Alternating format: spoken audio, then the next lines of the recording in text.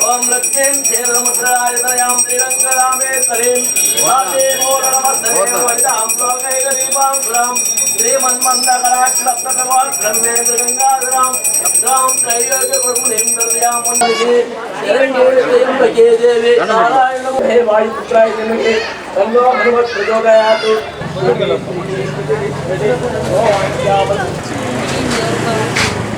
अरे వాళ్ళు ఎటు పోయారు రావుడు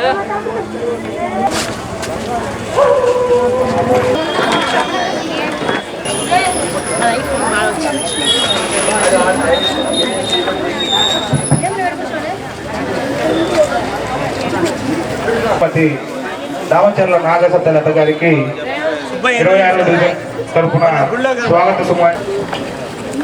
అదేవిధంగా ఈ కార్యక్రమానికి ఇచ్చేసినటువంటి 26వ డివిజన్ మహిళా మనందరికీ స్వాగతం తెలియజేసుకుంటా ఉన్నాం.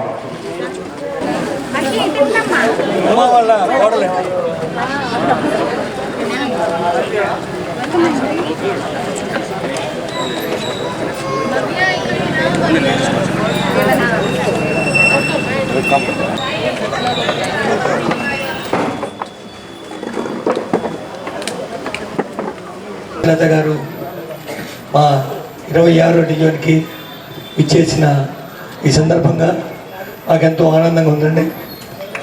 ఇది ఆమె ఎప్పటి నుంచో ఈ నారీ కోసం అనే ఈ ప్రోగ్రామ్ని ఎప్పటి నుంచో చేస్తానే ఉన్నారు.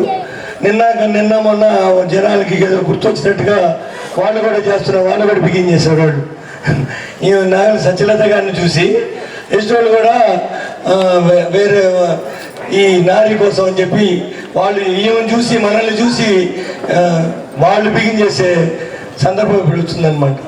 అలాగే మా ఆర్యవైశ్యుల్లో ఎంతో ఇదివరకు లోగడ జనార్దన్ గారు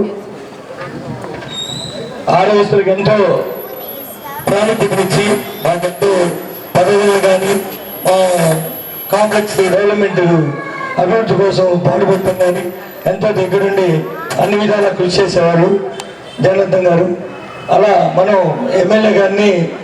ఎమ్మెల్యేగా ఆయన్ని రేపు జరగబోయే ఎన్నికల్లో మన అందరం సత్యలత గారికి అలాగే జనార్దన్ గారి మద్దతు ఇచ్చి ఆయన్ని మనం ఎమ్మెల్యేగా గెలిపించుకొని తద్వారా మళ్ళీ మినిస్టర్గా చేసి ఈ మన వార్డు అభివృద్ధికి మనమంతా ఎంతో సహకరించాలని మీరందరికీ కోరుతూ ఈ అవకాశాన్ని నాకు ఇచ్చిన మీకు ముఖ్యంగా ఈ ప్రభుత్వం వలన పన్నుల గురించి మీకు ఉన్న ఇబ్బందులు, మీకు జరుగుతున్న శానిటేషన్ కానీ కనీసం మన బజార్లలో కాలువలు కూడా తీసేవాళ్ళు లేదు. ఈరోజు దాంట్లో మన దగ్గరేమో పన్నులు శానిటేషన్ పన్ను అంటారు, అన్ని రకాల పన్నులు కలిపి అంతకుముందు పన్నులు వేసేది. కొత్తగా చెత్త పన్ను ఒకటి పెట్టారు. ఈ చెత్త తీసే వాళ్ళందరూ ఆ వ్యాన్లు వెంబడే తిరుగుతుంటారు. ఆ వ్యాన్ల కాంట్రాక్ట్లన్నీ వాళ్ళయ్యే. అన్ని రకాలుగా ఈ అంతకుముందు రేషన్ ఎప్పుడు కావాలంటే అప్పుడు వెళ్ళి మనం షాప్ కాడికి వెళ్ళి తెచ్చుకునేవాళ్ళం. ఇప్పుడు వ్యాన్ ఒకటి మోగిస్తుంటూ వస్తాడు అంబులెన్స్ మాదిరిగా. ఎవరన్నా పోయారేమో అనుకుంటాం దబిక్కం చూస్తే. అసలు విషయం ఏందయ్యా అంటే ఆ వ్యాన్ వచ్చింది, ఆ టైంలోనే మీరు పోయి తెచ్చుకోవాలి, తర్వాత మీకు లేకపోతే ఇవ్వరు. ఇట్లా అన్ని రకాలుగా ఎవరిని సుఖంగా ఉండనీయకుండా అన్ని రకాలుగా ఇబ్బందులు పాలు చేస్తున్న ఈ ప్రభుత్వం మీకు మాకన్నా కూడా ఎక్కువ అవగాహన మీకే ఉంటుంది. మేమేదో వ్యాపారం నిమిత్తం షాపులో కూర్చొని మా పనుల్లో మేము ఉంటాం. పబ్లిక్లో జరుగుతున్నాయి కానీ అన్ని టీవీల్లో కానీ అన్నీ చూసి మీరే ఎక్కువ అవగాహనకి మీరే ఉంటారు. తెలుగుదేశం పార్టీ ఆర్యవైశ్య నాయకులు వచ్చే కోటా కూడా తగ్గిపోయింది. గత ప్రభుత్వంలో చంద్రబాబు నాయుడు నాయకత్వం ఏర్పడిన తెలుగుదేశం ప్రభుత్వంలో అమరావతిలో ఇట్టి కాలేజీ, ఎస్ఆర్ఎం కాలేజీ, టోటల్ అన్ని కాలేజీ చాలా డెవలప్ అయినాయి. ఈరోజు అక్కడికి వెళితే ఒక రోడ్డు లేదు, ఒక బండి పోవడం కూడా లేదు. గత ప్రభుత్వం మనం చేసిన అభివృద్ధి పనులు ఈరోజు జగన్ ప్రభుత్వం కుంటుపడేట్టు చేసి మన జీవితాలు నాశనం చేస్తున్నారు. అలాగే ఈరోజు రేషన్ దుకాణాల నుంచి అని ఏ రోజు ఆ రోజు పోయి తెచ్చుకుంటాం. ఈరోజు బండి తీసుకొచ్చి రోడ్ల మీద పెట్టి మనల్ని రోడ్ల మీద ఈడ్చిన ఈ జగన్ ప్రభుత్వానికి బుద్ధి చెప్పాలని కోరుకుంటూ రాబోయే రోజుల్లో అక్కడ మెజారిటీతో గెలిపించి మనం ఆయన్ని మంత్రిగా చూడాలని కోరుకుంటున్నాం. శాసనసభ్యులుగా ఉన్నప్పుడు ఒంగోలు నియోజకవర్గంలో సువర్ణ యుగం చూసాం. ఆ రోజున ఒంగోలు ఒక పెద్ద పల్లెటూరుగా ఉన్న ఒంగోలుని ఒక సిటీగా రూపురేఖలు మార్చి మనకి ఎన్నో వస్తువులు కల్పించి రోడ్లు అవనివ్వండి, డ్రైన్స్ అవనివ్వండి, పార్కులు అవనివ్వండి. అసలు 2014 ముందు గాంధీ పార్క్ కి తాళాలు వేసేసి పూజ పట్టించి అసలు నిరుపయోగంగా వదిలిపెట్టారు. 2014 తర్వాత జనార్దన్ రావు గారు శాసనసభ్యులుగా గెలుపొందిన తర్వాత ముందుగా ఆ పార్కును ఎంతో అభివృద్ధి చేసి ఒంగోలు నగర ప్రజలకు ఎంతో ఆహ్లాదకరమైన వాతావరణాన్ని కలగజేశారు. మనందరికీ గాంధీ పార్క్ తెలుసు, మనకి ఇక్కడ అతి దగ్గరగా ఉంటది, మనకి అందుబాటులో ఉన్న పార్కు. మరియు అదే విధంగా ఇంటింటికి తెలుగుదేశం కార్యక్రమంలో భాగంగా మన డివిజన్ పర్యటనప్పుడు ఇక్కడే మన ఇలీంద్రవారి వీధి, చేజూరు లక్ష్మణాచారి వీధికి మంచినీరు సరిగా రావట్లేదంటే త్వరితగతిన మున్సిపాలిటీ అధికారులతో మాట్లాడి వెంటనే పైప్ లైన్ వేయించారు, మనకి నీటి సమస్యను కూడా తీర్చారు. మరియు ఇటువంటి సమస్యలు ఎన్నో ఆయన్ని అడగటం ఆలస్యం, అడిగిందే తడవు. ప్రజలకి ఏదైనా సమస్య వచ్చిందంటే వెంటనే అధికారులను పిలిపించుకొని వారితో కూర్చోబెట్టి మాట్లాడి ఆ సమస్యను త్వరితగతిన పరిష్కరించే విధంగా ఆయన ఎన్నో కార్యక్రమాలను నిర్వహించారు. 2019లో ఒక్క అవకాశం అని చెప్పి అడిగి ఇక్కడ శాసనసభ్యులు అయిన తర్వాత మన ఒంగోలు ప్రజల్ని అభివృద్ధికి దూరం చేశారు. ఈ 4 సంవత్సరాల 9 నెలల్లో మనం ఏది కోల్పోయామో మనందరికీ తెలిసింది. రేపు రాబోయే ఎన్నికల్లో 2024 ఎన్నికల్లో దామచర్ల జనార్దన్ రావు గారిని అత్యంత మెజారిటీతో మళ్ళా మనం శాసనసభ్యులుగా చేసుకొని ఆయన్ని మనం మంత్రిగా చూసుకొని మళ్ళా మన ఒంగోలు అభివృద్ధిని మన కళ్ళారా చూడాలని చెప్పి మనస్ఫూర్తిగా కోరుకుంటా ఉన్నాం. మరియు ఈ రోజున ఆడవాళ్ళకి తెలుగుదేశం పార్టీ కానీ చంద్రబాబు నాయుడు గారు కానీ ఎన్నో సంక్షేమ కార్యక్రమాలు ఆడవాళ్ళకి చేరువ చేశారు. ఈ రోజున డ్వాక్రా గ్రూప్ లో ఉండండి, ఆ రోజున చంద్రబాబు నాయుడు గారు ఆడవాళ్ళ కోసం తీసుకొచ్చిన ఒక గొప్ప సంక్షేమ కార్యక్రమం. ఈ రోజున మన ఒంగోలులో గమనించుకున్నట్టయితే అదే డ్వాక్రా గ్రూపుల ద్వారా ఫేక్ గ్రూపులు క్రియేట్ చేసి లబ్ధిదారులకు తెలియకుండా దొంగ రుణాలు తీసుకున్నటువంటి నాయకుల్ని ఇక్కడ మన ఒంగోలులో గమనిస్తా ఉన్నాం. కేవలం డబ్బు కోసం ఈ రోజున మన ఒంగోలులో ఎన్నో అవినీతి పనులు జరుగుతూ ఉన్నాయి. ఈ వైఎస్ఆర్సీపీ ప్రభుత్వంలో ప్రజలు కూడా దీన్ని ఒకసారి గమనించి, మరియు రేపు మన దామచర్ల జనార్దన్ రావు గారు శాసనసభ్యులయ్యి మళ్ళా మన ముఖ్యమంత్రిగా చంద్రబాబు నాయుడు గారు అయిన తర్వాత మహిళా సాధికారతకు పాటుపడడానికి మీకు ఎటువంటి సమస్య వచ్చినా కూడా మీరు మన దామచర్ల నాగసత్యలతమ్మ గారి దగ్గరికి వెళ్ళి మీరే డైరెక్ట్ గా మాట్లాడి మీ సమస్యను తీర్చుకునే విధంగా మేడం గారే ఈ రోజున మీ వద్దకి వచ్చి మీతో మాట్లాడి మీ సమస్యలు తెలుసుకొని రేపు మళ్ళా ప్రభుత్వం వచ్చిన తర్వాత ఎటువంటి సమస్యలున్నా మమ్మల్ని మా దగ్గరికి రాకుండా మీరే డైరెక్ట్ గా మేడం గారి దగ్గరికి వెళ్తే మేడం గారే మీ సమస్యలన్నీ తీరుస్తారు. ఈ కార్యక్రమానికి ఇచ్చేసినటువంటి మహిళా మనులందరికీ పేరు పేరున నా నమస్కారాలు తెలియజేసుకుంటూ, ఎవరికైనా సమస్యలు ఉంటే ఎవరైనా మాట్లాడాలంటే మాట్లాడాల్సిందిగా మహిళా మనులు కోరుతా ఉన్నాం.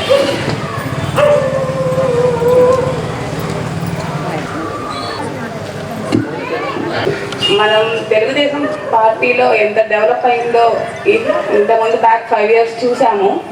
ఈసారి వచ్చి అంతకన్నా ఎక్కువ డెవలప్ అవుతుందేమో అని ఎక్స్పెక్ట్ చేస్తున్నాము. ఒక గెట్ టుగెదర్ కింద కూర్చొని మాట్లాడుకుంటే అసలు రేపు మన గవర్నమెంట్ వచ్చిన తర్వాత చేసుకోవాల్సిన పనులు ఏంటి, ఇప్పుడున్న గవర్నమెంట్ వాళ్ళు వచ్చి నష్టపోయిన అంటే చాలా మంది ఏదో ఒక విధంగా అంటే ఏదో ఒక విధంగా అంటే పెన్షన్ రూపాయలు, రేషన్ కార్డులు అవనివ్వండి, ఏదైనా అమ్మఒడి అవనివ్వండి, ఇలాగ ఏదో ఒక విధంగా చాలామంది నష్టపోయారు అంటాను.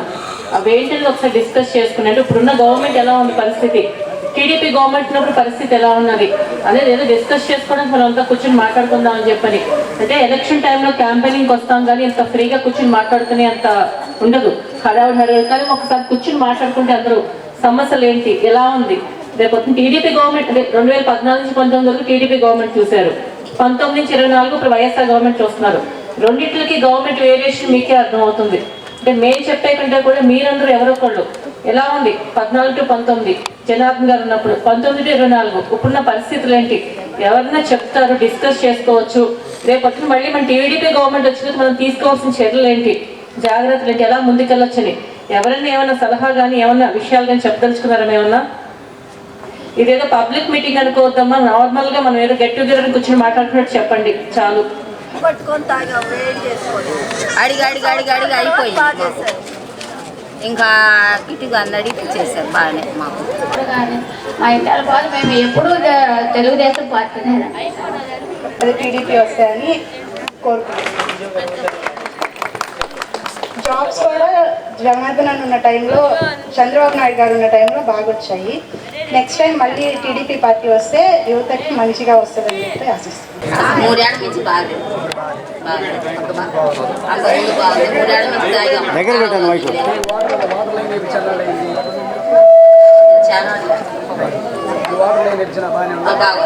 నీళ్ళు ఇవ్వాలండి, ధరలు తగ్గించాలి. మాకు బియ్యం ఒక్కటే ఇస్తే సరిపోద్దా? నూనె, కందిపప్పు, పంచదార అవి కూడా ఇవ్వాలి, గోధుమలు. మీరు ఆ ఒక్కటే బియ్యం ఒక్కటే ఇస్తే మిగతా అవన్నీ ఎంత పిరుమవుతున్నాయండి కొనుక్కోవాలంటే. కాబట్టి అవన్నీ గమనించుకొని మీరు ప్రతిరోజు నీళ్ళు ఇవ్వాలి, రేషన్ మాత్రం కంపల్సరీగా ఇవ్వాలి. ఇప్పుడున్న ప్రభుత్వంలో వచ్చేసి క్లీన్నెస్, నీట్నెస్ అది లేవు. ఇదివరకు డైలీ వాటర్ వచ్చాయి 2 డేస్కి ఒకసారి, ఇప్పుడు 3 డేస్కి ఒకసారి అట్లా వస్తున్నాయి. ఇదివరకు రోజు మార్చి రోజు నీళ్ళు వచ్చాయి, నీళ్లు బాగుండేది అప్పుడు 2014 నుంచి 19 వరకు. ఇప్పుడున్న ప్రభుత్వంలో వాటర్ సరిగ్గా రావట్లేదు. నిత్యావసర సరుకులు బాగా ఎక్కువగా పెరిగిపోయినాయి, చాలా మందికి బాగా ఇబ్బందికరంగా ఉంది నిత్యావసర సరుకులు అవి కొనుక్కోవడానికి. కరెంటు బిల్లులు కూడా బాగా పెరిగిపోతున్నాయి, గ్యాస్ రేట్లు చాలా ఎక్కువగా పెరిగినాయి. అవన్నీ తగ్గాలి, అన్నీ రావాలంటే టీడీపీ ప్రభుత్వం వస్తే అవన్నీ కొంచెం కంట్రోల్గా వస్తాయని కోరుకుంటున్నాను. మనుషులకి మైనింగ్ చేస్తే బాగుండేది, అలాగే వదిలేశారు. రోడ్డు సగం వేసియారు జనార్దన్ గారు, ఆ సగం ఇంతవరకు బిగిన్ కూడా చేయలేదు ఈ ప్రభుత్వం. 90 రూపాయలు 80 రూపాయలు ఉండే పామాయిలు, పేదలు వాడుకునే పామాయిలు ఇప్పుడు 180 200కి వచ్చింది. సరుకులు బాగా పెరిగిపోయినాయి. గ్యాస్ 500 ఉండేది 1200 చేశారు. కరెంటు బిల్లులు 500 300 వచ్చే ప్రజలకి, చిన్న లో క్లాస్ పిల్లలకి, లో క్లాస్ వాళ్ళకి ఇప్పుడు 1000 రూపాయలు వస్తుంది కరెంటు బిల్లు. మా లాంటి పేదవాళ్ళు ఎలా ఉంటారు? మళ్ళీ రావాలి జనార్దన్ అన్న, మళ్ళీ రావాలి. అందరూ తెలుగుదేశం ఎమ్మెల్యేలు అందరూ గెలవాలి. నాగసత్య రతమ్మ గారు, ఆమె అక్కడి నుంచి ఇక్కడి కోసం మన కోసం వచ్చినందుకు ముందు ఆమెకు ధన్యవాదాలు. మన ప్రోగ్రామ్స్ మనం చెప్పుకోవటానికి మహిళలందరూ ఆమె మాట విని ఈ మీటింగ్కి వచ్చిన మహిళలందరికీ నా నమస్కారాలు. ఈ చంద్రబాబు ఎలక్షన్లో ఇంతకు ముందు ఉన్నప్పుడు గాంధీ రోడ్లో 2 రోడ్లు బాగాలేకపోతే ఏపిచ్చాడు. ఇప్పుడు జగన్ వచ్చిన తర్వాత ఏం పట్టించుకోవట్లేదు. రోడ్డు బాగాలేదన్నా ఇంకోటన్నా ఏదన్నా కానీ పట్టించుకోవట్లేదు. చేస్తామంటున్నారు, వదిలేస్తున్నారు. పిల్లలకి అదే చదువుకోవడానికి డబ్బులు ఇస్తామంటున్నారు, మళ్ళీ కట్ చేసుకుంటున్నారు. అది ఇంటికి ఒక్కళ్ళే ఇస్తానంటున్నారు. నెక్స్ట్ చంద్రబాబు గెలిస్తే ఎంతమంది పిల్లలు ఉంటే అంతమందికి ఇస్తానంటున్నాడు. ఎల్కేజీ, నర్సరీ, ఫస్ట్ క్లాస్ అని కాకుండా అందరికి ఇస్తానంటున్నాడు. సంవత్సరానికి 3 గ్యాస్ స్తంభాలు ఇస్తానంటున్నాడు, బస్ ఫ్రీ అంటున్నాడు. అందుకని మహిళలందరూ తప్పక మీరు వేసేదే కాకుండా మీ పిల్లల చేత, మీ భర్తల చేత అందరి చేత చంద్రబాబు నాయుడుకే ఓటు వేయాలని కోరుకుంటూ చంద్రబాబు నాయుడు గెలిపిస్తే మన ప్రభుత్వం బాగుంటుందని నేను మనం గవర్నమెంట్ ఉన్నప్పుడు టీడీపీ గవర్నమెంట్ 2019 ముందు పైప్ లైన్ తీసుకొచ్చారు. జనార్దన్ గారు గుడ్లకం వరకు ఆగిపోయింది ఆ పైప్ లైన్. అంటే 19 మన గవర్నమెంట్ అక్కడ ఓడిపోవడం జరిగింది. అప్పటికి ఒక 3-4 కిలోమీటర్ల పైప్ లైన్ ఆగిపోయిందమ్మా. ఆ పైప్ లైన్ కనుక పూర్తి అయిపోయి ఉంటే కనుక తప్పకుండా ఈ రోజు ప్రతి ఒక్కరికి 19లో మళ్ళీ జనార్దన్ గారు నగ్గుంటే తప్పకుండా ఈ రోజు మీకు నీటి కష్టాలు ఉండేవి కాదు, నీటి ప్రాబ్లం ఉండేవి కాదు. అది జనార్దన్ గారు తప్పకుండా మళ్ళీ రేపు మన గవర్నమెంట్ రాగానే ఆగిపోయిన పైప్ లైన్ పూర్తి చేసి ప్రతిరోజు ఒంగోలు నీరు వచ్చేలా చేస్తారమ్మా. అది మటుకు కన్ఫామ్ గా. ఇంకొకటి మీరు రోడ్లు డ్రైనేజీలు ఇవన్నీ చూస్తూ ఉన్నారు అంతాను. ఇదివరకు జనార్దన్ గారు ఉన్నప్పుడు మీరంతా గమనిస్తున్నారు కదా, రోడ్ల పరిస్థితి ఎలా ఉంది, డ్రైనేజ్ ఎలా ఉంది, మున్సిపాలిటీ ఎలా ఉంది, అదంతా మంచినీళ్ళు మెయిన్. మంచినీళ్ళు కూడా ఇంకొకటి అమ్మ చెప్పడం మర్చిపోయావు. ఇప్పుడు టైంకి వస్తున్నాయి నీళ్ళు ఎవరికన్నాను పొద్దున్న సాయంత్రం లోపు. ఇదివరకు జనార్దన్ గారు ఉన్నప్పుడు చెప్పేవారంటే చాలా మందికి రాత్రి 1 గంటకి 2ంటికి ఆ టైంలో కూడా చాలా చోట్ల నీళ్ళు వచ్చాయంట. మెయిన్ మున్సిపాలిటీ వాళ్ళందరికీ కూడా ఏం చెప్పేవాళ్ళు అంటే అర్ధరాత్రి ఎప్పుడు నీళ్లు ఇవ్వకండి, పట్టుకోవడం కష్టంగా ఉండేది. ఆ నీళ్లు వాసనలు మళ్ళీ ఎప్పుడంటే అప్పుడు ఏ టైం పడితే టైంలో నీళ్లు రావటం ఇలా ఉంది. ఇవన్నీ ఏంటంటేనమ్మా పనిచేసే నాయకత్వం ఉంటే అన్ని సమర్థవంతంగా ఉంటాయి. పనిచేసే నాయకత్వం లేకపోతే ఏముంటుంది, ఏముండదు. ఇప్పుడున్న పరిస్థితి అలా ఉంది. జనార్దన్ గారు ఉన్నప్పుడు వాళ్ళందరూ వెంటబడేవారు, క్లీన్ చేస్తున్నారా లేదా, రోడ్లు డ్రైనేజీలు క్లీన్ చేపిస్తున్నారా లేదా.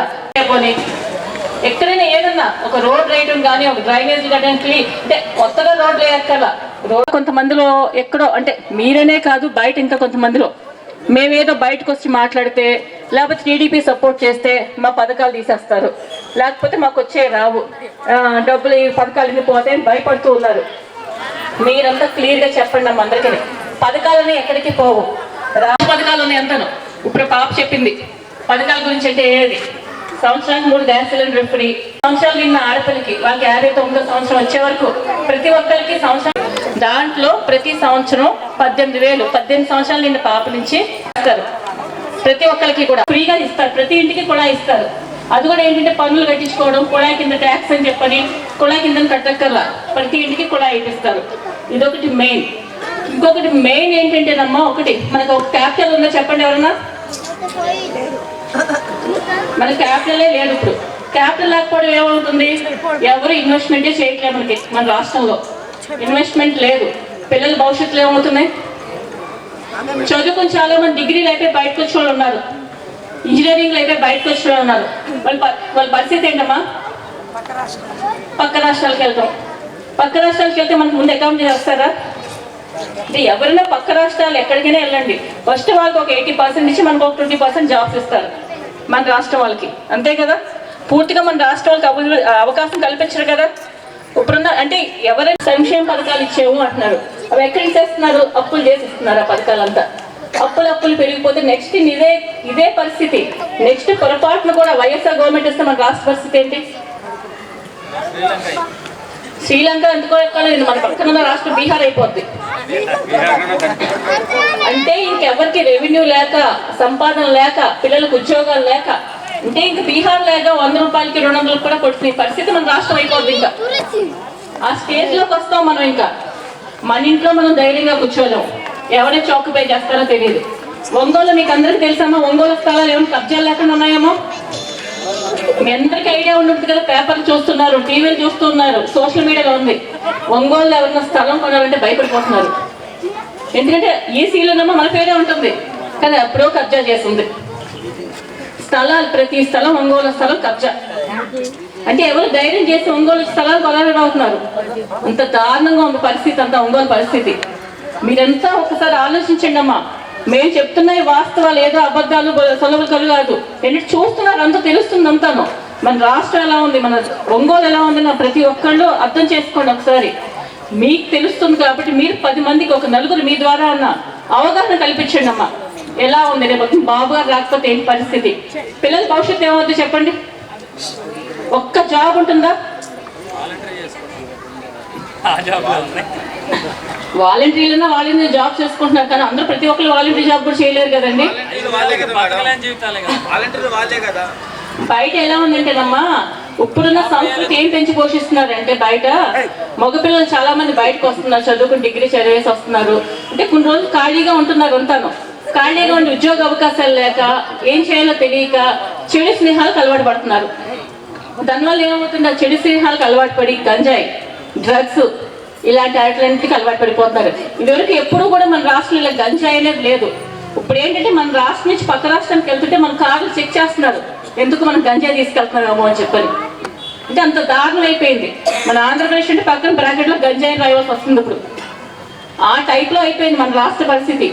అయితే ఒక్కసారి ఆలోచించండి, పిల్లలు బయటకు వస్తారు, చదువు అయిపోయిన ఒక ఉద్యోగం వచ్చింది అనుకోండి, వాళ్ళ లైఫ్ వాళ్ళు సెటిల్ అవుతారు, పేరెంట్స్ హ్యాపీగా ఉంటారు.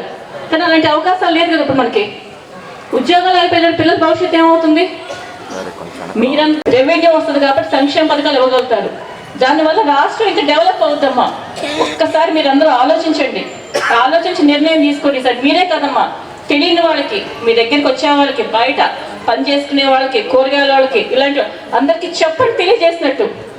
అంటే మళ్ళీ బాబు గారు కానీ ఇక్కడ జనార్దన్ గారు రాకపోతే పరిస్థితి ఏంటనేది వివరించి చెప్పండి, ఉన్న వాస్తవాలు చెప్పండి అమ్మ. మీరు ఏంటంటే మీరు చెప్తే చాలా మంది వింటారు, మీ పక్క వాళ్ళు వింటారు, మీతో ఉన్న వాళ్ళు వింటారు, పని వాళ్ళు వింటారు. అందరికీ కూడా మనం రేపొద్దున టీడీపీ గవర్నమెంట్ రాకపోతే వచ్చే పరిస్థితి ఏంటి, రాష్ట్రం ఎలా నాశనం, మీ పరిస్థితి ఏంటి, మీ రాష్ట్ర పరిస్థితి ఏంటి, మీ రాష్ట్రంలో ఉన్న రోడ్ల పరిస్థితి ఏంటి అంటున్నారు. ఇంకా ఇంకా అనే పరిస్థితి వస్తుంది పక్క రాష్ట్రాలు చూసి మన రాష్ట్రాన్ని. అలా కాకుండా ఒక్కసారి మీరు అందరూ ఆలోచించి మంచి నిర్ణయం తీసుకోండి అమ్మా. 10 మందికి తెలియచేయండి, మీరే కాదు మీ పక్క వాళ్ళందరినీ కూడా కొంచెం ఎడ్యుకేట్ చేయండి. అందరూ కూడాను ఎలా ఉండాలి మన రాష్ట్రం అంటే నెంబర్ 1గా ఉండే మన రాష్ట్రాన్ని మనమే చేజేతుల్లో నాశనం చేసుకున్నాం, అవునా కదా? ఒక తప్పుడు నిర్ణయం వల్ల మన రాష్ట్రం ఇంకా వెనక్కబడిపోయింది. అది ఈసారి జరగకూడదు. మన ఒంగోలు పరిస్థితి అంత డెవలప్ చేశారు జనార్దన్ గారు, ఇప్పుడు ఒంగోలు పరిస్థితి మళ్ళీ ఎలా అయిపోయింది?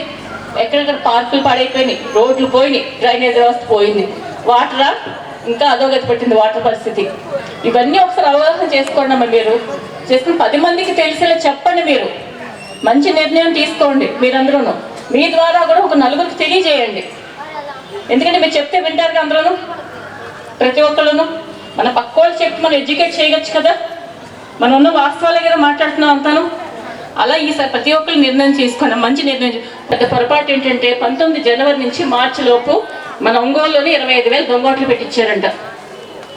లాస్ట్ 19 ఎలక్షన్లో అదేం చేస్తారు, మన వాళ్ళందరూ ఏం చేశారు గమనించుకోవాలా. మన గవర్నమెంట్ ఉంది కదా, ఎవరేం చేస్తారు అన్నది మాత్రం మన వాళ్ళు ఎవరు కూడా ఓట్ల మీద కాన్సన్ట్రేషన్ చేయాల. ఆ చేయకపోయేటప్పటికి 25,000 దొంగ ఓట్లు పెట్టేశారు. అంటే మన ఒంగోలు పరిస్థితే కాదు, రాష్ట్రం అంతా జరిగిన పరిస్థితి అది. ఎక్కడికక్కడ దొంగ ఓట్లు చేర్చారు. ఈసారి మటుకు కొంచెం అందరూ గమనిస్తూ ఉండండి, ఎవరైనా దొంగ ఓట్లు వస్తున్నాయి ఎక్కడైనా సరే అంటే నిజమా కాదా ఓటు అంటే ఇదే టైం, ఈ 1 మంత్లోనే ఎన్ని చేయగలుగుతారు వాళ్ళు. ఇది ఒకసారి అందరూ గమనించుకుంటే మెయిన్ మీ ఓటు ఉందా లేదా. ప్రతిసారి అస్తమాది వారానికి వస్తారు మన వాళ్ళు చెప్తే చెక్ చేస్తూ ఉంటారు. ప్రతి ఒక్కరు మీ ఓటు ఉందా, మీ ఫ్యామిలీలో ఓట్లు ఉన్నాయో లేదో ఒకసారి చెక్ చేసుకుంటూ ఉండండి. ఎందుకంటే మన ఓటే మనకు ఆయుధం. ఈసారి ఓటుతోనే మనం ఏదైనా చేయగలం. అది ఎన్ని చేసుకుని ఎన్ని చెప్పుకున్నా సరే ఆ రోజు ఓటు సరిగ్గా చేయలేకపోతే మనం ఏమి చేయలేమమ్మా. మీరందరూ జాగ్రత్తగా మీ రోజు పోలింగ్ రోజు కంపల్సరీ జాగ్రత్తగా ముందుకెళ్ళి ఓటు వేసుకోండి. ఎవరైనా వెళ్ళలేని ఉంటే వాళ్ళందరికీ కూడా చెప్పండి, ఓటు వేయించండి. మన వాళ్ళు చెప్తే వాళ్ళందరూ శ్రద్ధ తీసుకుంటారు. ఇంకా ఏమైనా కొత్త ఓట్లు చేర్చవలసి ఉంటే అక్కడక్కడ ఇంకా కొంతమంది ఉంటాయి ఏంటంటే కిట్టికి వాళ్ళు చెప్తే కనుక వాళ్ళ కొత్త ఓట్లు కూడా తీసుకుని ఛాలెంజ్ చేస్తారు. ఇంకొంచెం టైం ఉంది మనకి, ఒకసారి గమనిస్తూ ఉండండి అందరూ. ఈసారి అందరూ కూడా మంచి నిర్ణయం తీసుకుని ఇక్కడ జనార్దన్ గారిని పైన బాబు గారిని కల్పిస్తే మన పిల్లల భవిష్యత్తు బాగుపడుద్ది, మన ఒంగోలు బాగుపడుద్ది, మన రాష్ట్రం బాగుపడుద్ది. దానికోసం మీరందరూ కూడా ఈసారి అంటే ఎవరికి వాళ్ళమ్మా మా బాధ్యతను తీసుకోవాలి. ఈసారి దేనికోసం, మన రాష్ట్రం కోసం. అందరూ ప్రతి ఒక్కళ్ళు ఈసారి ఏదోలే ఎలక్షన్ వచ్చింది కదా పోయింది కదా అనుకోవద్దు. మన కోసం మనం కష్టపడాలి, మన రాష్ట్రం కోసం మనం కష్టపడాలి. అంటే భవిష్యత్తు కోసం, మన పిల్లల భవిష్యత్తు మన రాష్ట్రం కోసం. ఈసారి ప్రతి ఒక్కరు కూడా ఆలోచించి మీ ద్వారా 3-4 ఎడ్యుకేట్ చేసి మన పరిస్థితి ఏంటి, మన రాష్ట్ర పరిస్థితి ఏంటి, మన ఒంగోలు ఎలా ఉందో ఒకసారి ఎడ్యుకేట్ చేసి ఇక్కడ జనార్దన్ గారికి అక్కడ చంద్రబాబు గారికి మద్దతు ఇచ్చి మన టీడీపీ ఇప్పుడు ఎలా ఉంది ఎవరంటే వాళ్ళు పోతున్నారు, ఎవరంటే వాళ్ళు